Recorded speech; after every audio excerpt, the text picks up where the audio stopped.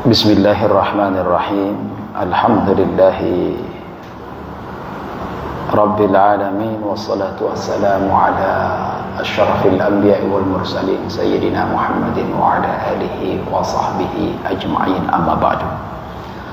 Saudara-saudara jamaah salat maghrib yang berbahagia, alhamdulillah tak terasa hampir tinggal insyaallah 17 hari lagi kita akan memasuki bulan salah satu Ashhurul Hurum, salah satu bulan yang sangat agung dan mulia di sisi Allah Subhanahu wa taala. Itulah ia bulan Dzulhijjah.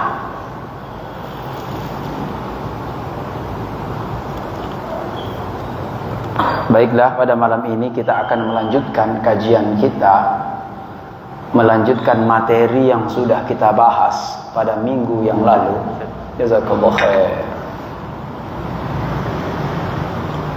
Pada minggu yang lalu kita telah membahas secara runut pertama, yang kita bahas 10 kemuliaan hari Jumat berdasarkan sunnah Nabi Sallallahu Alaihi Wasallam. Sudah kita bahas itu. Kemudian minggu selanjutnya kemarin kita membahas 8 ancaman serius bagi orang yang melalaikan hari atau salat Jumat. Sudah kita bahas, hadisnya jelas, nomor hadisnya jelas.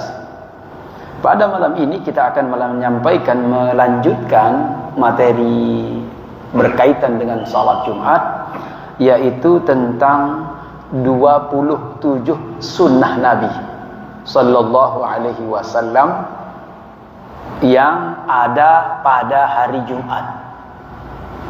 27 sunnah Nabi yang ada pada hari Jumat. Apa saja sunnah-sunnah itu? Itu yang akan kita bahas.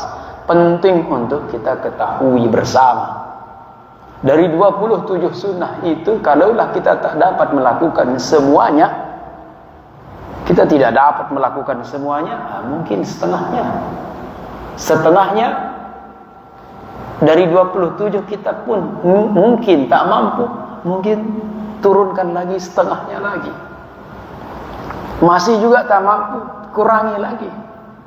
Ma la yutraku kullu, ma la yudraku kullu, la yutraku kullu. Sesuatu yang kita tidak bisa lakukan semuanya, tidak bisa kita raih semuanya, jangan sampai kita tinggalkan, walaupun hanya beberapa sunnah Nabi Sallallahu Alaihi Wasallam. Penting untuk kita ketahui, jangan sampai nanti sesuatu yang sunnah dianggap bukan sunnah, sesuatu yang bukan sunnah dianggapnya sunnah. Itu berbahaya sekali dalam konteks ilmu pengetahuan agama. Contoh misalnya, sesuatu yang rukun dalam salat dianggap bukan rukun. Sesuatu yang sunnah secara tinjauan fikih itu boleh, nggak dilakukan dalam salat dianggapnya itu wajib. Ini berbahaya. Contoh misalnya Bapak Ibu rahimakumullah, membaca doa iftitah itu hukumnya sunnah, bukan wajib. Bukan rukun salat membaca doa iftitah. Jangan sampai sesuatu yang bukan wajib kita naikkan statusnya menjadi wajib. Kita anggap dia menjadi sesuatu yang rukun di dalam salat, padahal ulama tidak memasukkannya dalam rukun-rukun salat. Ini penting.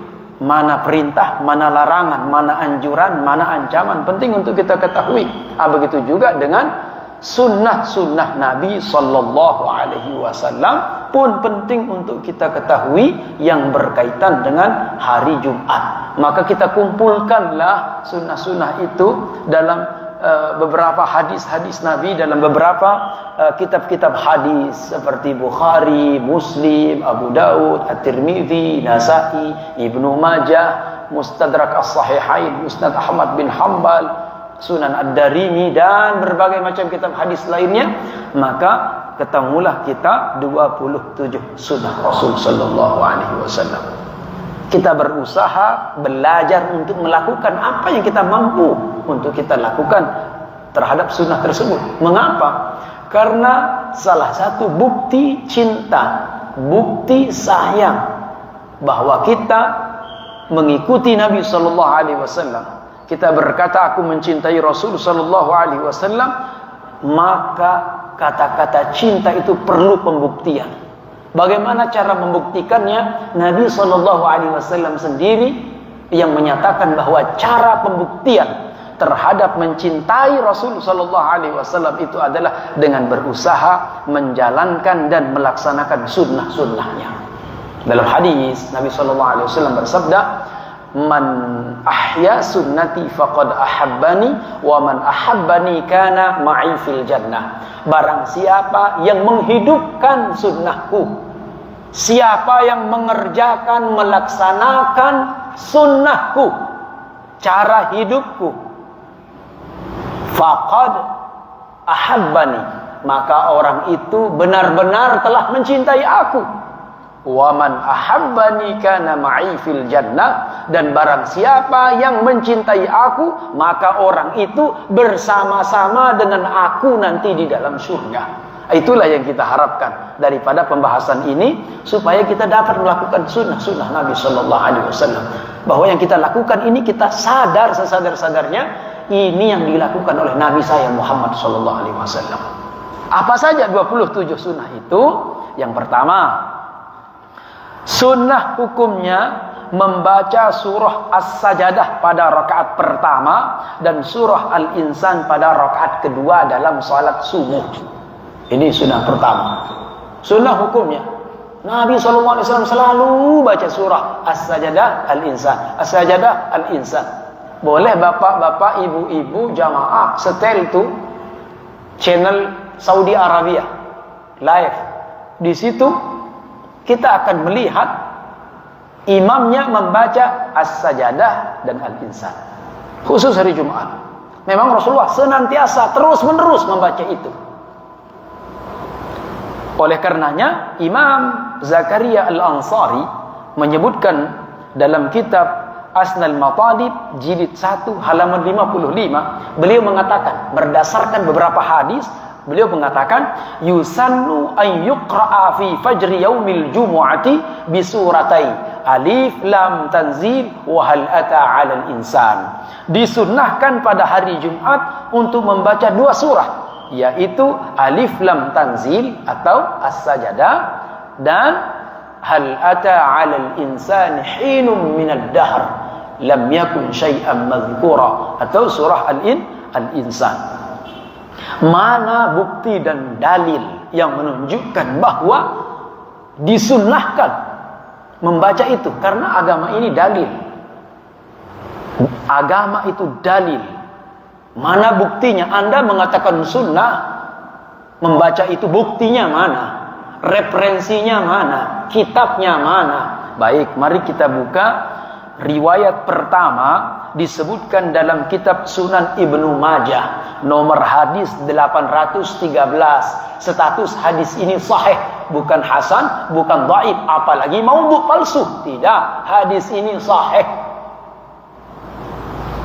Mana dalilnya? An Ibni Abbasin qala, dari Ibnu Abbas radhiyallahu anhu, ia berkata, Ibnu Abbas ini adalah salah satu daripada orang yang pernah didoakan oleh Nabi sallallahu alaihi wasallam dulu. Sejak dia kecil, dia didoakan oleh Nabi, Allahumma faqihhu fid din. Diambilkan madu, masukkan ke dalam mulutnya, didoakan oleh Nabi, Allahumma faqihhu fid din wa 'allimhu ta'wil. Ya Allah, jadikan anak ini menjadi orang yang alim, orang yang faqih di dalam agama, orang yang hebat dalam hukum-hukum Islam, mengetahui dalam keilmuannya tentang agama. Wa 'allimhu ta'wil, dan ajarkan kepadanya ilmu-ilmu ta'wil, tafsir Al-Quran maksudnya.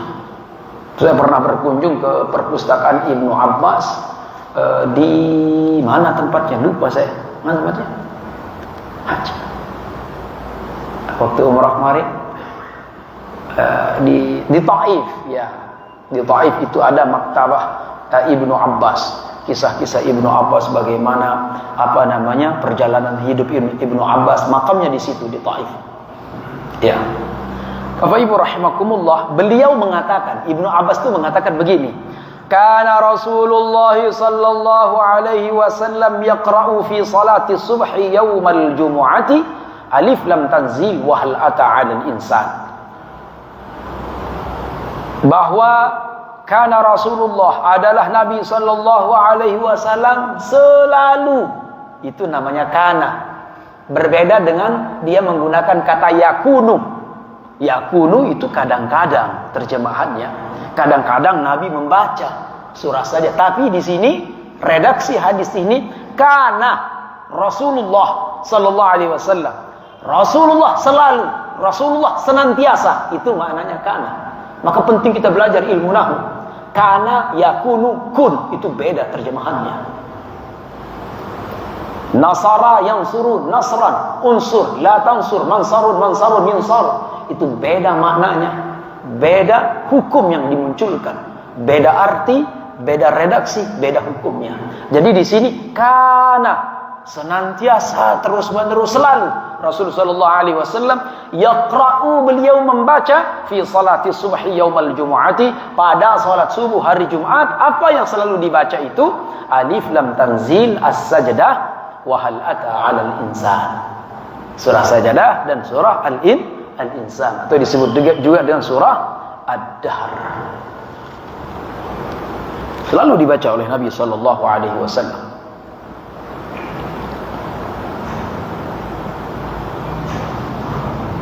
Tadi sudah kita apa hikmahnya? Mengapa Nabi sallallahu alaihi wasallam membaca dua surah itu? Selalu begitu Nabi. Apa hikmahnya?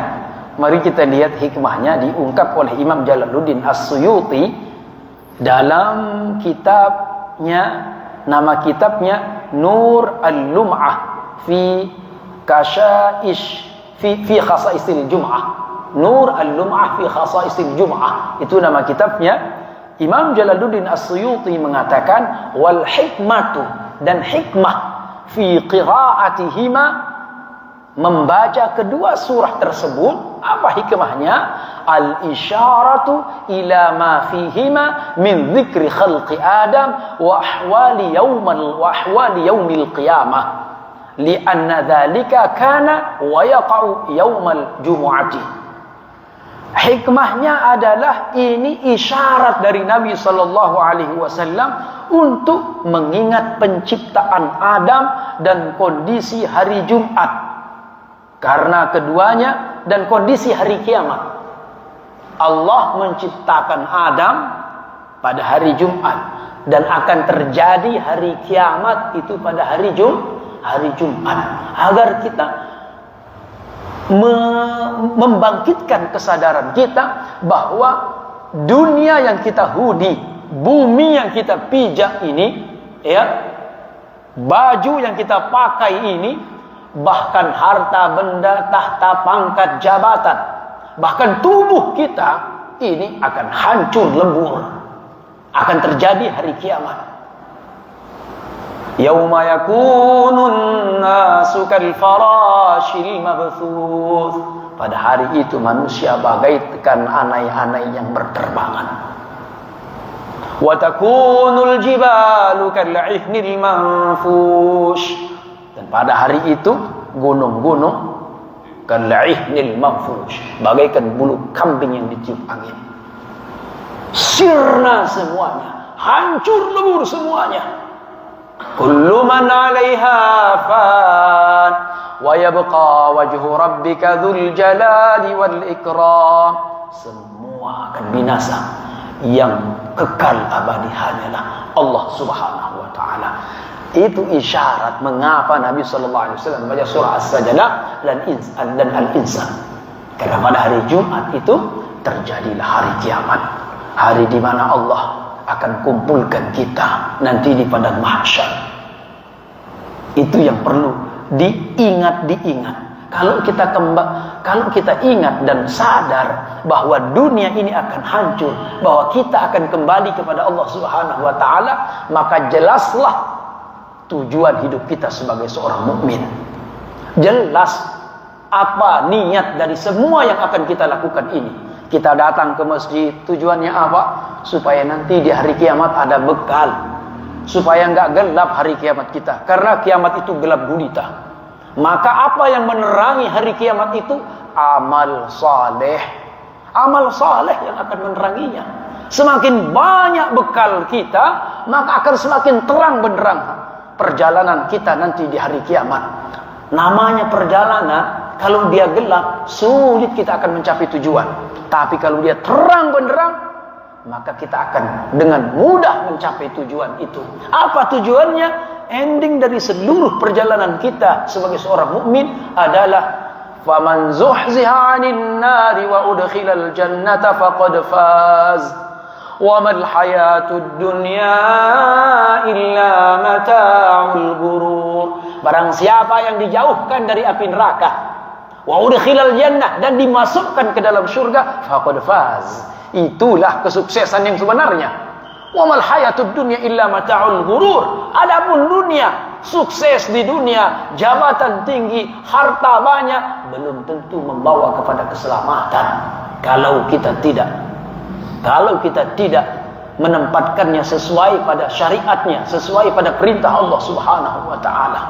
Kalau harta banyak dipakai berpoya-poya, nauzubillah, bikin maksiat, nyimeng, apalagi sabu-sabu, nauzubillah, main perempuan, datang ke kafe, nauzubillah, berzina, maka harta itu akan menjadi kegelapan dan malapetaka di hari kiamat.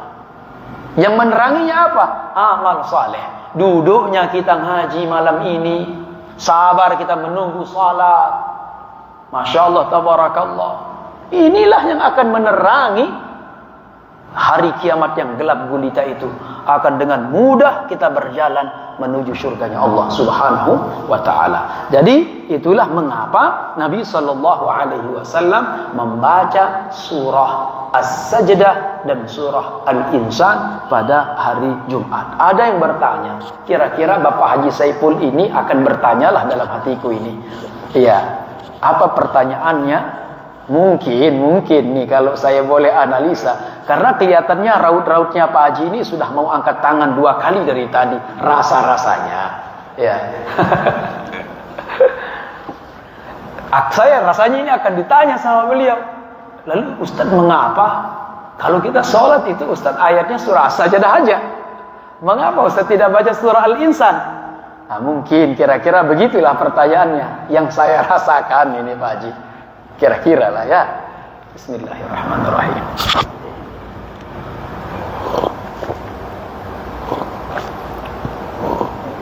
Alhamdulillah. Mengapa saya baca?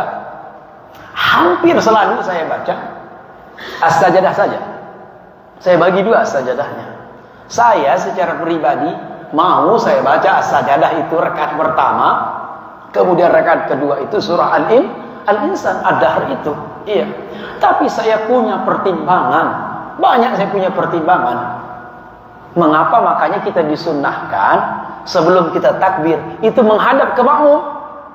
Sambil kita berkata istawu wa'tadilu waqimu sufufakum wasaddul khalal. Lurus rapatkan saf. Makruh seorang imam bertakbir sebelum melihat makmum.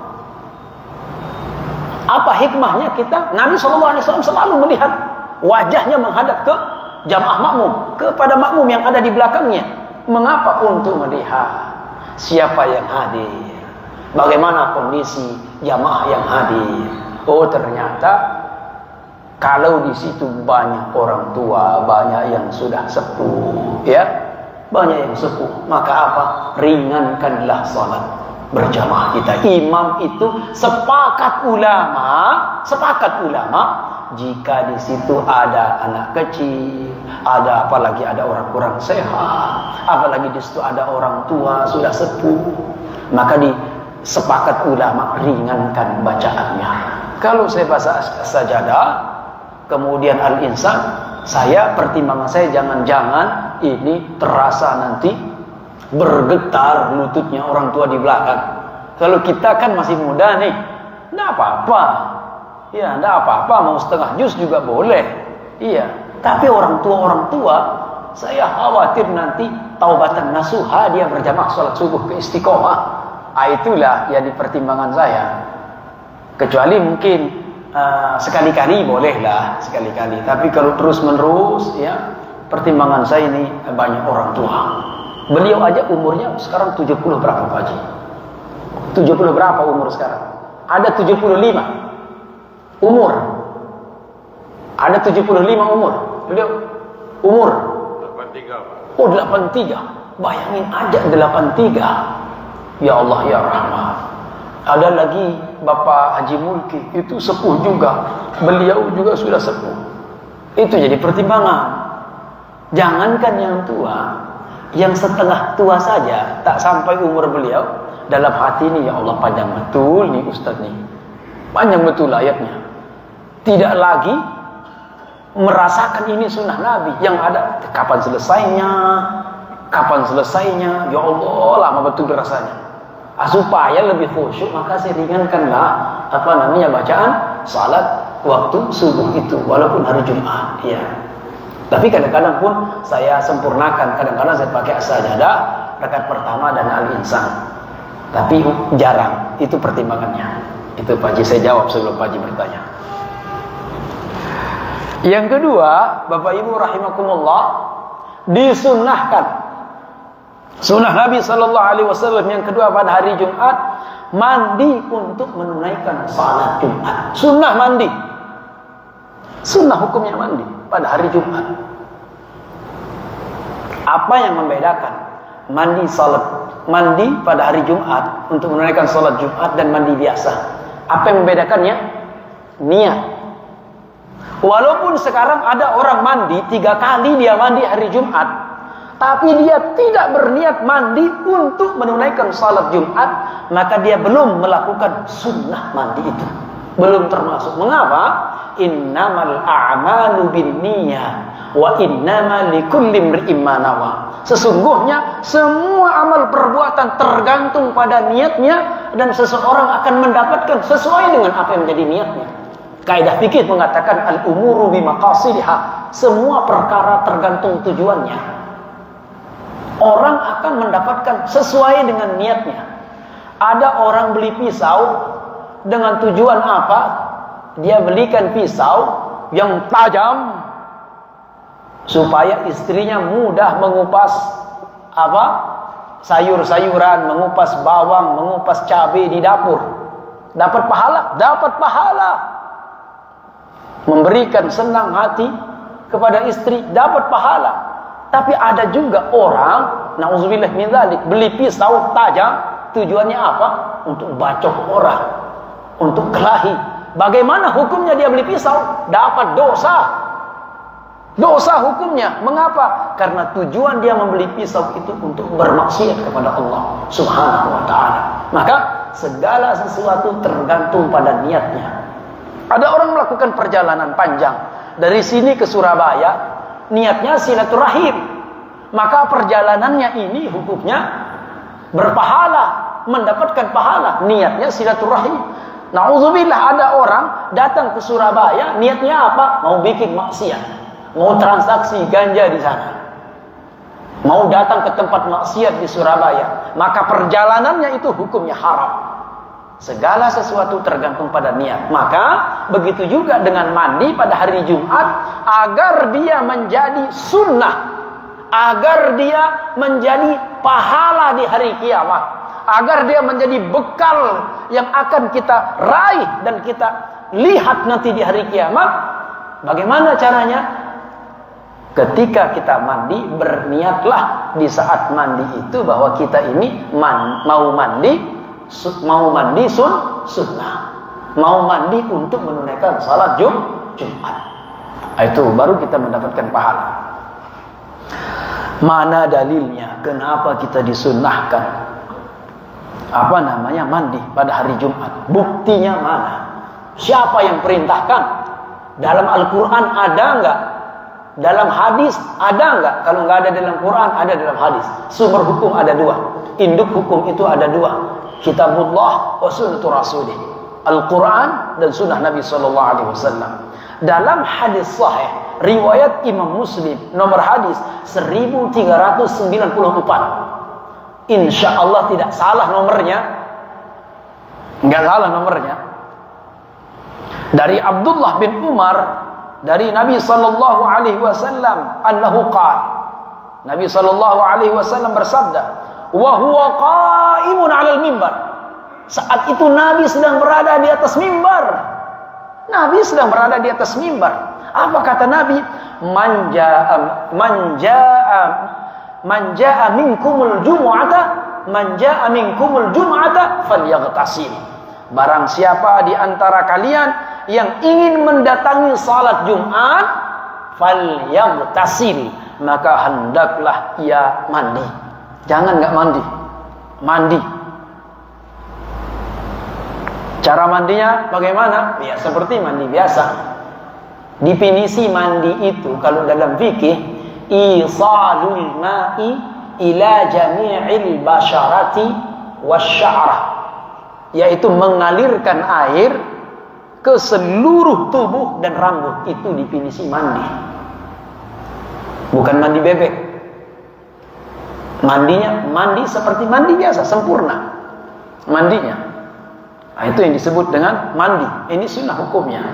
Jadi itu perintah dari Rasulullah sallallahu alaihi wasallam.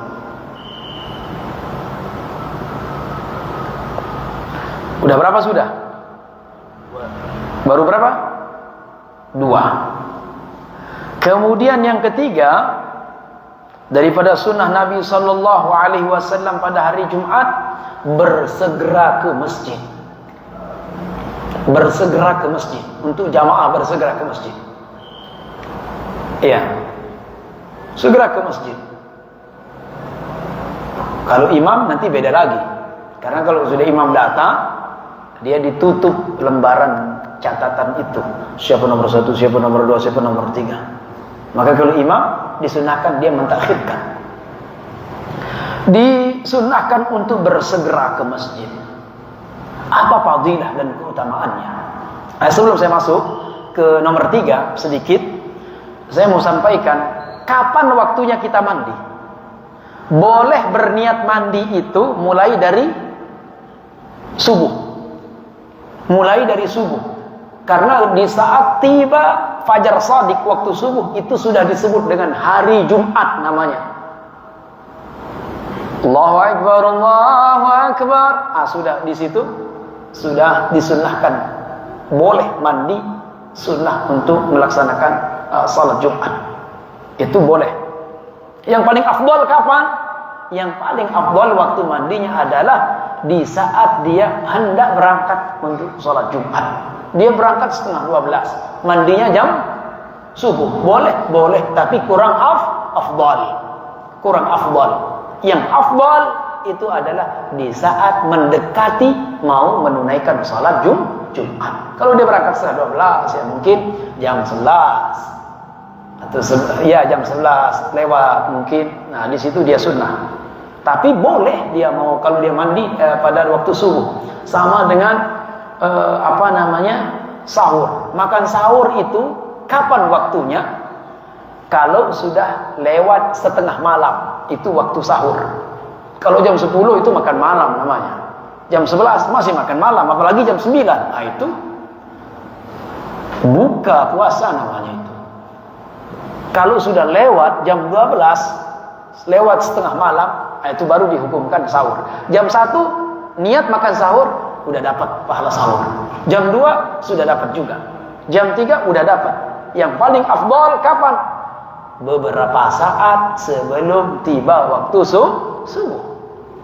Karena tujuan sahur itu adalah agar kita lebih kuat, untuk membantu kita lebih kuat dalam menjalankan ibadah puasa. Begitu juga dengan mandi pada hari Jumat. Apa tujuannya? Untuk menghilangkan bau yang tak sedap di badan kita. Karena kita akan berjumpa dengan saudara-saudara kita di masjid. Berjumpa dengan saudara-saudara kita. Maka kalau kita mandi sudah di waktu subuh, dikhawatirkan banyak kegiatan, apalagi ke pasar, bolak-balik, ya, bolak-balik berapa kali ke pasar, ke sana kemari, melakukan kegiatan, lalu dia nggak mandi, walaupun sudah dapat sunnah, tapi tidak afdal. Maka afdalnya sekali lagi di saat mendekati untuk menunaikan salat Jumat. Apa keutamaan mandi pada hari Jumat? Saudara-saudara kaum muslimin rahimakumullah, disebutkan dalam hadisnya sahih riwayat Imam An-Nasa'i, nomor hadis 1371 nomor hadisnya. Ini dalil. An Abi Hurairah radhiyallahu anhu anna Rasulullah sallallahu alaihi wasallam qala, dari Abu Hurairah radhiyallahu anhu bahwasanya Nabi sallallahu alaihi wasallam bersabda, man igtasala yaumal jum'ati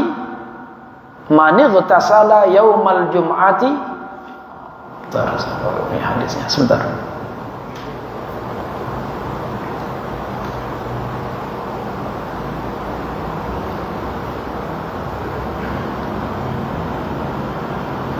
Barang siapa yang mandi pada hari Jumat, ini kata Nabi SAW, siapa yang mandi pada hari Jumat. Bagaimana mandi hari Jumat? Ya seperti tadi, seluruh badannya seperti orang mandi junub, seluruh badannya rata dengan air. Barang siapa yang mandi pada hari Jumat, tsummaroha, kemudian dia berpagi-pagi bersegera menuju ke masjid, faka'an nama qarraba badanatan, maka pahalanya seperti orang berkurban dengan seekor apa? Badanah itu apa? Unta. Pahalanya seperti orang kurban seekor unta. Kalau mau kurban seekor unta, ini caranya segera datang ke masjid, mandi, jangan lupa nggak mandi lalu segera ke masjid. Jadi yang di awal dia datang salat Jumat, itulah yang mendapatkan pahala seperti orang kurban dengan seekor unta. Wa man raha fi sa'ati tsaniyah, barang siapa yang datang pada saat yang kedua, faka'annama qarraba baqarah, itu pahalanya setara dengan orang berkurban dengan seekor sapi. Wa man raha fi sa'ati tsalitsah, siapa yang datang tapi pada saat yang ketiga, faka'annama qarraba kabshan, itu setara dengan berkurban dengan seekor kambing. Wa man raha fi sa'ati rabi'ah, faka'annama qarraba dajajah, barang siapa yang datang pada saat yang keempat, maka dia seakan-akan berkurban dengan seekor dajajah. Itu apa? Ayam. Dajajah itu ayam. Wa man raha fi sa'atil khamisah, kalau dia datang pada saat yang kelima, faka'annama qarraba baydatan, maka dia seakan-akan berkurban dengan seekor apa? Sebutir telur. Fa'idha kharajan imam, maka apabila imam sudah datang keluar ke masjid, hadaratil malaikatu yastami'una dzikra, maka malaikat pun hadir. Ditutup lembaran catatan untuk mencatat itu ditutup, kemudian malaikat pun ikut mendengarkan khutbah.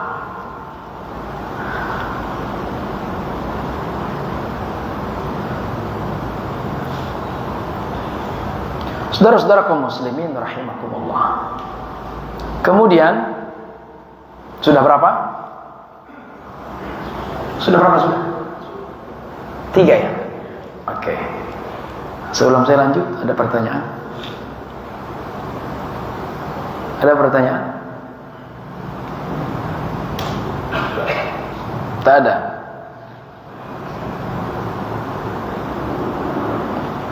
Oke, kita lanjutkan. Kemudian sunnah yang keempat adalah disunnahkan oleh Nabi SAW untuk jalan kaki ke masjid untuk salat Jumat. Sunnah jalan kaki.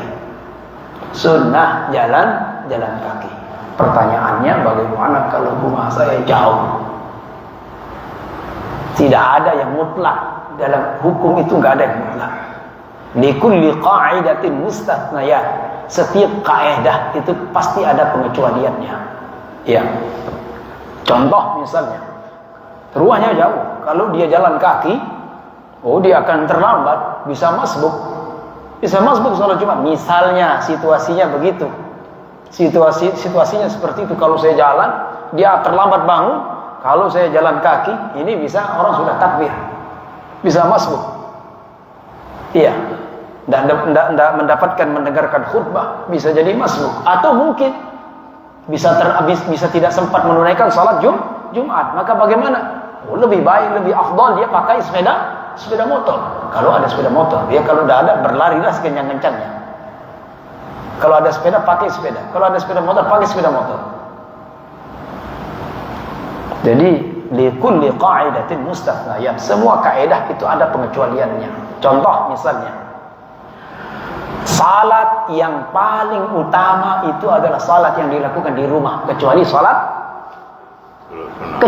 fardu. Kalau salat fardu di masjid. Tapi kalau salat sunnah, utamanya di mana? Utamanya di rumah kita lakukan.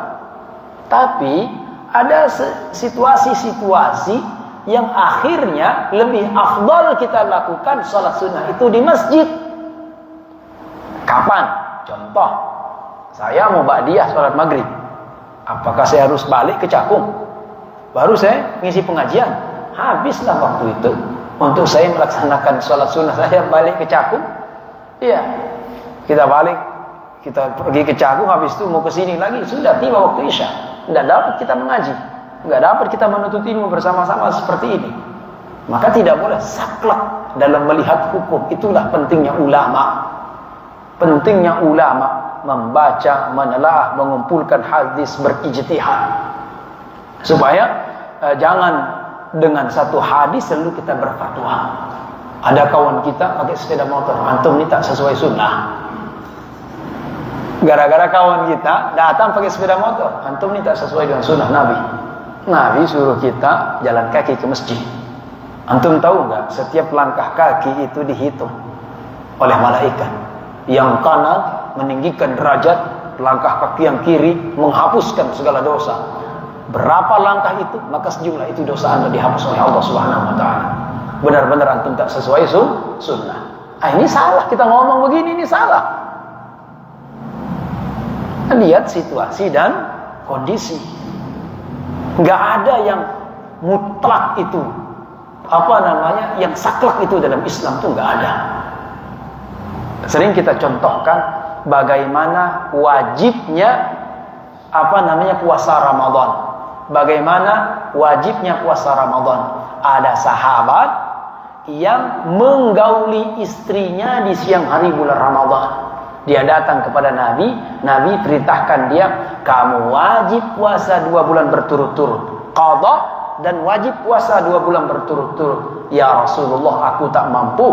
Kata Nabi, kamu wajib merdekakan budak. Ya Rasulullah, bagaimana aku bisa memerdekakan budak? Tak sanggup aku merdekakan budak. Kalau begitu, kata Nabi, kau kasih orang makan 60 orang fakir miskin. Ya Rasulullah, aku orang miskin ya Rasulullah. Maka Nabi masuk ke rumahnya, ambil sekeranjang kurma, dikasihkannya ke sahabat ini. Ini kau bagikan kepada orang-orang miskin yang ada di kampungmu. Ya Rasulullah, di kota Madinah ini tidak ada orang yang paling miskin selain aku ya Rasulullah. Tidak ada orang yang lebih miskin, fakir daripada aku di jazirah, di kota Madinah ini. Kata Nabi, kalau begitu kau makanlah ini sekeranjang kurma bersama keluargamu. Bayangkan, itu Islam. Islam itu rahmatan lil alamin. Enggak ada Islam itu sempit. Enggak ada Islam itu saklek, enggak ada. Yang saklek itu pikiran kita. Kenapa dia saklek? Fahmis saqim. Pikiran kita sempit. Mengapa? Disebabkan karena kurang bertanya, kurang membaca, kurang mudzakarah, kurang berdiskusi. Itu sebabnya. Sebagai muhasabah mungkin buat kita. Berapa buku yang sudah kita baca? Berapa buku agama yang sudah kita beli? Adakah buku agama 10 judul buku agama di rumah kita? Itu muhasabah buat kita. Atau yang paling sederhana saja, yang paling sederhana. Ini renungan buat kita semua. Sudah sekian lama kita menjadi orang Islam. Sudahkah kita membaca terjemahan Quran 1 juz? Jangan-jangan belum pernah sama sekali. Baca terjemahannya aja, bukan mikir apa tafsirannya, enggak. Baca terjemahannya saja. Jangan-jangan kita belum juga membacanya. Atau mungkin 1 juz kebanyakan. Sudahkah kita membaca terjemahan Quran setengah juz? Jangan-jangan belum juga. Nah, ini renungan buat kita bahwa ternyata betapa jauhnya kita daripada semangat membaca. Padahal wahyu yang pertama kali turun itu adalah Iqra, Iqra, Iqra. Bacalah, bacalah, bacalah. Kaum muslimin rahimakumullah. Baik, kita lanjutkan. Ada pertanyaan? Saya tanya, Ustaz. Oke, silakan. Terima kasih, Ustaz. Mengapa, Ustaz, kalau memang Rasulullah membaca setiap hari Jumat itu 2 surat, Pak Ustaz? Iya. Surat As-Sajdah dan surat Al-Insan. Mengapa, Pak, kalau memang salat As-Sajdah di masjid-masjid di Jakarta atau di Surabaya, Pak Ustaz, tidak ada imam yang bisa membaca 2 surat itu, Pak Ustaz? Mengapa kok zaman Rasulullah sendiri bisa membaca 2 surat itu? Kan cuma setengah daripada surah Al-Kahfi, Pak Ustaz. Kalau Al-Kahfi 110 ayat, itu cuma 61 ayat. 30 As-Sajdah, 31 Al-Insan. Tapi kok seperti Pak Ustaz Jamil. Tuh kan, udah. Dari dulu saya sampai sekarang mengikuti Bapak, mengikuti sholat Jumat As-Sajdah, cuma surah As-Sajdah aja, Pak. Iya, iya. Pernah juga Bapak menanya membaca surat yang lain, tapi waktu itu saya tanya mengapa tidak Al-Insan, Pak Ustaz, ke surat yang lain. Tapi alasan Pak Ustaz kan jemaah-jemaah banyak yang sepuh. Ya. Tapi kalau memang melihat jemaah yang sepuh, kapan saatnya surat Al-Sajdah dengan surat Al-Insan itu dibaca, Pak Ustaz? Itu pertama. Yang kedua mengenai doa kunut itu, Pak. Beberapa masjid, terutama yang saya lihat di Surabaya, Pak Ustaz, ada yang membaca kunut setiap hari Jumat. Tapi ada juga yang diam aja, Pak Ustaz, masjidnya. Itu kenapa, Pak Ustaz? Ya, sebenarnya pertanyaan saya ada 4, Pak Ustaz, tapi karena yang waktunya sudah habis, cukup 2 aja, Pak Ustaz. Oke, cukup 2 aja. Oke, dipending aja nanti pertanyaan. Kalau bisa besok nambah pagi, Pak Ustaz, kalau bisa. Oke, insyaallah. Jadi sekali lagi, sebenarnya sunnahnya memang begitu, ya. Tapi memang saya sendiri mendengar, dan ada beberapa jamaah, Ustaz, aku nih kalau ayat panjang tuh gemetar, Ustaz. Kaki itu gemetar, Ustaz. Nah, itulah yang menjadi pertimbangan saya. Iya. Aku mikir, bagaimana kalau ini adalah siapa? Bapak kandung saya. Itu yang saya pikirkan. Kalau ini adalah bapak saya, dia ingin sekali sholat berjamaah di masjid subuh.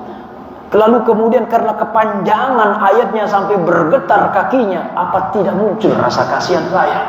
Kalau seandainya itu adalah orang tua saya, bagaimana syukurnya saya seandainya saya tahu bapak saya datang. Seandainya bapak, alhamdulillah, kata bapak saya misalnya, tadi saya salat, alhamdulillah, ayatnya tidak terlalu panjang, alhamdulillah, tahan bapak, besok bapak mau salat lagi di sana.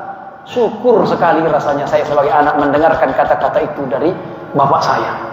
Jadi itu yang jadi pikiran saya. Seandainya itu adalah orang tua saya, rasanya saya ingin meringankan bacaan itu. Jadi ya udah, saya anggap ini orang tua saya yang harus saya hormati. Tidak boleh kita tidak menghormati orang tua. Maka itulah sebabnya saya meringankan bacaan. Tapi insya Allah kalau ini misalnya kelihatannya ini sudah 100% ini As-Sajdah dan Al-Insan ini Jumat depan ini kayaknya insya Allah. Sepakat nggak? Sepakat. Sepakat. Nah ini dari sekian orang yang hadir, ini kurang lebih 100 kurang yang hadir nih. Yang bilang sepakat ini cuma berapa orang saja. Iya. Asli itu jadi pertimbangan saya. Seandainya yang bilang gemetar hati saya itu jamaah tuh sambil begini dia ngomong sama saya, Ustaz, sampai gemetar nih. Dengkul saya ini namanya orang tua Pak Ustaz bilang. Bergetar Ustaz. Sampai diginiin. Ya Allah, dalam hatiku kalau seandainya ini bapak saya. Gimana ya Allah? Akhirnya dia nggak datang ke masjid. Gara-gara kepanjangan ayat. Lebih baik saya ringankan dan orang senang. Datang ke masjid untuk sujud. Menyembah Allah subhanahu wa ta'ala. Itulah pertimbangan saya Pak Haji. Oke? Terus apa lagi tadi pertanyaannya? Mengenai doa kunut. Kunut ini sudah saya jelaskan bahwa hukumnya sunnah muakkad menurut mazhab Syafi'i. Menurut mazhab Syafi'i kunut itu sunnah muakkad. Kalau Anda lupa bahkan sengaja meninggalkan kunut, itu baru disujud sahwi. Disunnahkan untuk melakukan sujud sahwi. Imam Syafi'i punya dalil. Beliau sendiri yang mengatakannya sunnah muakkad dalam kitab Al-Um. Imam Syafi'i dia ahli hadis. Tapi juga imam-imam yang lain selain madhab Syafi'i bahwa menganggap kunut subuh itu bukan apa namanya, bukan sunnah. Ada yang menganggapnya bid'ah. Sebagian ulama menghukumkannya bid'ah. Iya, punya dalil. Imam Syafi'i punya dalil. Ulama yang menghukumkan itu bukan sunnah itu juga punya dalil. Artinya ini adalah khilaf ulama. Jadi kalau kita ke masjid yang kunut, angkatlah tangan. Angkat tangan. Kalau kita berada di masjid yang tidak kunut, jangan kita kunut. Imam Syafi'i walaupun bilang sunnah muakkad, di saat menjadi imam di orang yang bermazhab Hanafi tidak kunut, beliau tidak kunut. Padahal beliau ahli hadis, berpendapat kunut itu sunnah muakkad, enggak kunut. Jadi begitu, ahli ilmu itu begitu. Toleransinya, tasamuhnya, berlapang dadanya itu kuat. Itu menunjukkan kealiman seseorang. Tidak saklek, tidak sempit, tidak merasa dirinya sendiri yang paling benar, orang lain salah. Ini na'udzubillah min dzalik. Wallahu a'lam. Begitu saja. Mudah-mudahan bermanfaat. Subhanakallahumma wa bihamdika asyhadu an la ilaha illa anta astaghfiruka wa atubu ilaik. Assalamualaikum warahmatullahi wabarakatuh.